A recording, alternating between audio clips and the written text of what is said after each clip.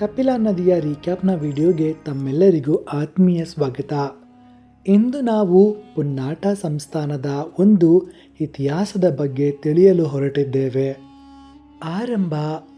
ಇಂದು ನಾನು ನಿಮ್ಮನ್ನು ಕರೆದೊಯ್ಯುತ್ತಿರುವುದು ಕೇವಲ ಒಂದು ಹಳ್ಳಿಗೆ ಅಲ್ಲ, ಸಾವಿರಾರು ವರ್ಷಗಳ ಇತಿಹಾಸವನ್ನು ತನ್ನೊಳಗೆ ಮರೆಮಾಚಿಟ್ಟುಕೊಂಡಿರುವ ಒಂದು ಪವಿತ್ರ ನೆಲಕ್ಕೆ. ಇದು ಮೈಸೂರು ಜಿಲ್ಲೆಯ ಎಚ್.ಡಿ. ಕೋಟೆ ತಾಲೂಕಿನ ಕಬಿನಿ ಹಿನ್ನೀರು ಪ್ರದೇಶದಲ್ಲಿರುವ ಕಿತ್ತೂರು. ಇಂದು ಈ ಊರು ವರ್ಷಗಳ ಬಹುಭಾಗ ಕಬಿನಿ ಜಲಾಶಯದ ನೀರಿನಡಿ ಮುಳುಗಿರುತ್ತದೆ. ಆದರೆ ಬೇಸಿಗೆಯಲ್ಲಿ ನೀರು ತಂಗಿದಾಗ ಇತಿಹಾಸ ಮತ್ತೆ ಕಣ್ತೆರೆದು ಜೀವಂತವಾಗಿ ನಿಂತುಕೊಳ್ಳುತ್ತದೆ. ಈ ನೆಲವು ಒಂದು ಕಾಲದಲ್ಲಿ ಕೀರ್ತಿಪುರ ಎಂಬ ಪ್ರಸಿದ್ಧವಾದ ಪ್ರಾಚೀನ ಕರ್ನಾಟಕದ ಅತ್ಯಂತ ವೈಭವಶಾಲಿ ಪುನ್ನಾಟ ಸಂಸ್ಥಾನದ ರಾಜಧಾನಿಯಾಗಿತ್ತು. ಬನ್ನಿ, ಸಾವಿರಾರು ವರ್ಷಗಳ ಹಿಂದೆ ಆ ಅದ್ಭುತ ಲೋಕದೊಳಗೆ ಕಾಲಿಡೋಣ. ತಮಿಳಿನ ಪುನಲ್ ಎಂಬ ಪದಕ್ಕೆ ನದಿ ಅಥವಾ ಹೊನಲು ಎಂಬ ಅರ್ಥವಿದೆ. ಕಾವೇರಿ ಮತ್ತು ಕಪಿಲಾ ನದಿಗಳ ಮಧ್ಯೆ ಹರಡಿರುವ ಈ ಫಲವತ್ತಾದ ಪ್ರದೇಶವನ್ನು ಪುನ್ನಾಡು ಎಂದು ಕರೆಯಲಾಗುತ್ತಿತ್ತು. ನಂತರ ಅದೇ ಪುನ್ನಾಟ ಎಂಬ ಹೆಸರಿನಿಂದ ಇತಿಹಾಸದಲ್ಲಿ ಪ್ರಸಿದ್ಧವಾಯಿತು. ತನ್ನ ಉದ್ಭವದ ಕಾಲದಲ್ಲಿ ಈ ಸಂಸ್ಥಾನ ಹಿಂದಿನ ಮೈಸೂರು, ಚಾಮರಾಜನಗರ, ಕೊಡಗು, ಹಾಸನ ಹಾಗೂ ತಮಿಳುನಾಡಿನ ಕೊಯಮತ್ತೂರು ಭಾಗದವರೆಗೂ ವಿಸ್ತರಿಸಿತ್ತು.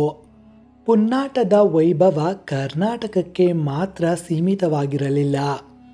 ಗ್ರೀಕ್ ಭೌಗೋಳಿಕ ಶಾಸ್ತ್ರಜ್ಞ ಟಾಲೆಮಿ ತನ್ನ ಕೃತಿಗಳಲ್ಲಿ ಈ ಪ್ರದೇಶವನ್ನು ಪೌನ್ನಟ ಎಂದು ಉಲ್ಲೇಖಿಸಿದ್ದಾನೆ.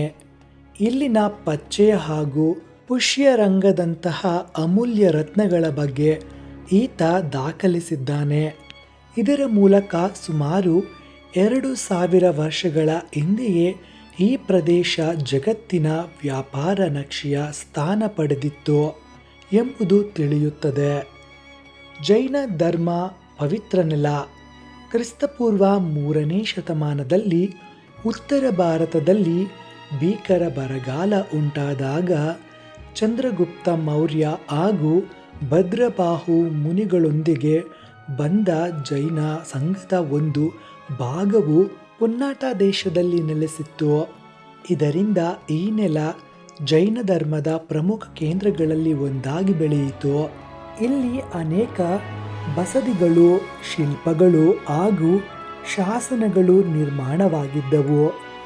ಶಾಸನಗಳು ತಿಳಿಸುವಂತೆ ಪುನ್ನಾಟ ಸಂಸ್ಥಾನವನ್ನು ಆಳಿದ ಪ್ರಮುಖ ರಾಜರು ರಾಷ್ಟ್ರವರ್ಮ, ನಾಗದತ್ತ, ಭುಜಂಗ, ಸ್ಕಂದವರ್ಮ ಮತ್ತು ರವಿದತ್ತ. ಈ ರಾಜರು ತಮ್ಮ ಆಳ್ವಿಕೆಯಲ್ಲಿ ದೇವಾಲಯಗಳು, ಶಾಸನಗಳು ಮತ್ತು ಸಂಸ್ಕೃತಿಯನ್ನು ಬೆಳೆಸಿದರು. ಕದಂಬರ ಮಯೂರಶರ್ಮನು ತನ್ನ ದಿಗ್ವಿಜಯದ ಸಮಯದಲ್ಲಿ ಪುನ್ನಾಟವನ್ನು ಸೋಲಿಸಿದನೆಂಬ ಉಲ್ಲೇಖವು ಚಂದ್ರವಳ್ಳಿ ಶಾಸನದಲ್ಲಿ ದೊರಕುತ್ತದೆ. ಕಾಲ ಕಳೆದಂತೆ ಪುನ್ನಾಟ ಸಂಸ್ಥಾನದ ಕೊನೆಯ ಅರಸ ಸ್ಕಂದವರ್ಮನ ಮಗಳನ್ನು ತಲಕಾಡಿನ ಗಂಗ ಅರಸ ಅವಿನಿತನು ವಿವಾಹವಾದನು. ಅವರ ಮಗನ ಪ್ರಸಿದ್ಧ ದೊರೆ ದುರ್ವಿನಿತ ಪುನ್ನಾಟಕ್ಕೆ ನೇರ ಉಪಾಧಿಕಾರಿಯೂ ಇಲ್ಲದ ಕಾರಣ ಈ ಸಂಸ್ಥಾನ ಗಂಗ ರಾಜ್ಯರೊಂದಿಗೆ ವಿಲೀನವಾಯಿತು. ಆದರೆ ಅದರ ಸಂಸ್ಕೃತಿ ಮತ್ತು ಪರಂಪರೆ ಇಂದಿಗೂ ಮರೆಯಾಗಲಿಲ್ಲ. ಕಿತ್ತೂರಿನ ಅತ್ಯಂತ ಅಮೂಲ್ಯ ಪರಂಪರೆ ಎಂದರೆ ಶ್ರೀ ರವಿರಾಮೇಶ್ವರ ದೇವಾಲಯ. ಸುಮಾರು 1500 ವರ್ಷಗಳಿಗೂ ಹೆಚ್ಚು ಇತಿಹಾಸ ಹೊಂದಿರುವ ಈ ದೇವಾಲಯವನ್ನು ರವಿದತ್ತನ ಕಾಲದಲ್ಲಿ ನಿರ್ಮಿಸಲಾಗಿದೆ ಎಂದು ಇತಿಹಾಸದ ತಜ್ಞರು ಅಭಿಪ್ರಾಯಪಟ್ಟಿದ್ದಾರೆ. ಗರ್ಭಗುಡಿಯಲ್ಲಿರುವ ಶಿವಲಿಂಗವು ಕಪಿಲಾ ನದಿಯ ಕಲ್ಲಿನಿಂದ ರೂಪುಗೊಂಡಿದೆ ಎಂದು ಸ್ಥಳೀಯರ ನಂಬಿಕೆ. ಕಬಿನಿ ಅಣೆಕಟ್ಟು ನಿರ್ಮಾಣವಾಗುವ ಸಂದರ್ಭದಲ್ಲಿ ಈ ದೇವಾಲಯದ ಶಿವಲಿಂಗವನ್ನು ಬೇರೆಡೆ ಸ್ಥಳಾಂತರಗೊಳಿಸಲು ಅಧಿಕಾರಿಗಳು ಪ್ರಯತ್ನಿಸಿದರು ಎಂದು ಸ್ಥಳೀಯರು ಹೇಳುತ್ತಾರೆ. ಆ ಸಮಯದಲ್ಲಿ ನಾಗರಹಾವು ಕಾಣಿಸಿಕೊಂಡು ಲಿಂಗವನ್ನು ಸ್ಥಳಾಂತರಗೊಳಿಸಲು ಅವಕಾಶ ನೀಡಲಿಲ್ಲ ಎಂದು ಜನಪ್ರಿಯ ನಂಬಿಕೆ ಇದೆ. ಕಿತ್ತೂರು ಹಾಗೂ ಸುತ್ತಮುತ್ತಲಿನಲ್ಲಿ ದೊರಕಿದಂತಹ ತಾಮ್ರಶಾಸನಗಳು ಹಾಗೂ ಶಿಲಾಶಾಸನಗಳು ಪುನ್ನಾಟದ ಇತಿಹಾಸವನ್ನು ಸ್ಪಷ್ಟಪಡಿಸುತ್ತವೆ. ರವಿದತ್ತ ತಾಮ್ರಶಾಸನದಲ್ಲಿ 5 ತಲೆಮಾರುಗಳ ರಾಜರ ವಂಶಾವಳಿ ದಾಖಲಿಸಿದ್ದಾನೆ. ಹೆಮಿಗೆ ಮತ್ತು ಮುಂಬಳಿ ಶಾಸನಗಳು ಗಂಗ ಪುನ್ನಾಟ ವಿಲೀನ ಇತಿಹಾಸವನ್ನು ವಿವರಿಸುತ್ತವೆ. ಈ ಶಾಸನಗಳೇ ಇಂದಿನ ಇತಿಹಾಸಕಾರರಿಗೆ ಪುನ್ನಾಟ ನಿಜವಾದ ಇತಿಹಾಸವನ್ನು ತಿಳಿಸಿವೆ.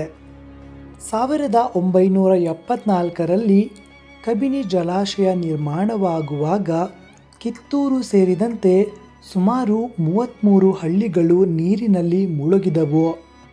ಅವುಗಳೊಂದಿಗೆ ಅನೇಕ ಜೈನ ಬಸದಿಗಳು, ಪುರಾತನ ದೇವಾಲಯಗಳು, ಶಾಸನಗಳು ಹಾಗೂ ಶತಮಾನದ ಇತಿಹಾಸವು ನೀರಿನೊಳಗೆ ಸೇರಿತು.